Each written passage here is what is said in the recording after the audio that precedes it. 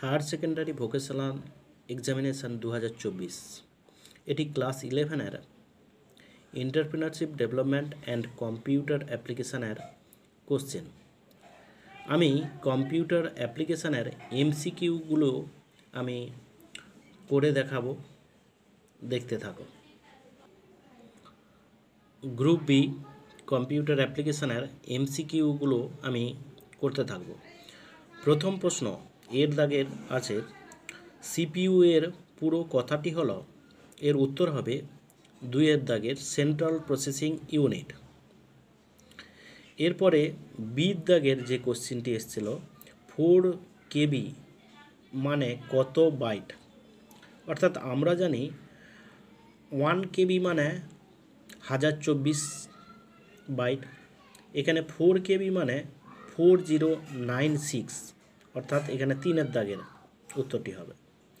এরপরের কোশ্চেনটি দেখো, নিম্নলিখিত কোনটি হার্ডওয়্যার নয়। এখানে 1-এর দাগের হবে অপারেটিং সিস্টেম। অপারেটিং সিস্টেম একটি সফটওয়্যার, অর্থাৎ এটি উত্তর হবে। এরপরে ডির দাগের যে কোশ্চেনটি এসেছিল, ডস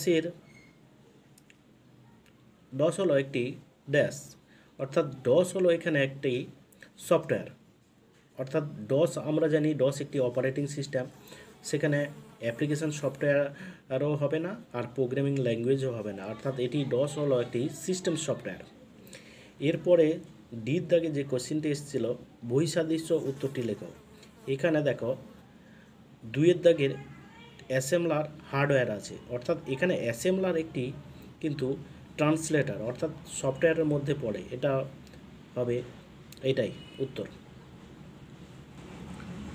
এরপরে দেখো, নিম্নলিখিত কোনটি ট্রান্সলেটর নয়।